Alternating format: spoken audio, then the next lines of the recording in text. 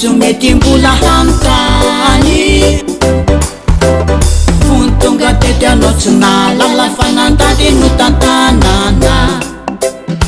izao ny tananao miasa fa ny tongo zao mandia tany atrany sarovy fa ny zavatra rehetra ataonao de misy fiatsaikany amizay rehetra manodidinanao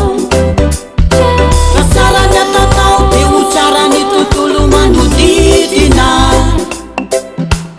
fa ny ampitsonao mifampiankina mireo no vavahady navana ianao fanomena ny fanamba hahalala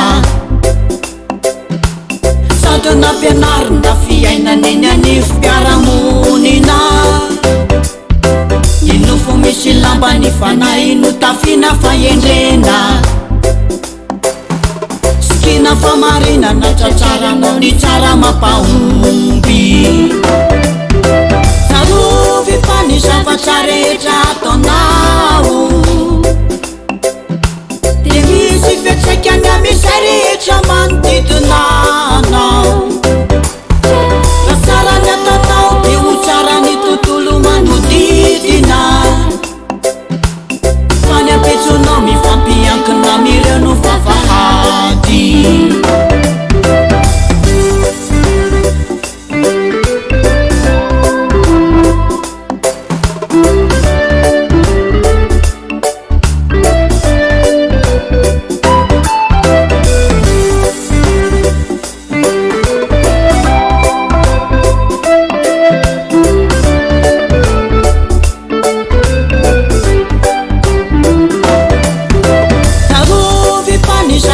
rehetra ataonao de misy fiatsaikany amizay rehetra manodidinanao raha tsara ny ataonao de ho tsara ny tontolo manodidina fa ny ampitsonao mifampiankina mireo no vavahady sarovy fa ny zavatra rehetra ataonao fiatsaikany amizay rehetra manodidinanao raha tsara ny ataonao de ho tsara ny tontolo manodidina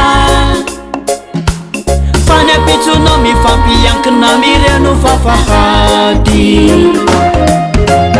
fa ny ampitsonao mifampiankina mireo no vavahady fa ny ampitsonao mifampiankina mireo no vavahady fa ny ampitsonao mifampiankina mireo no vavahady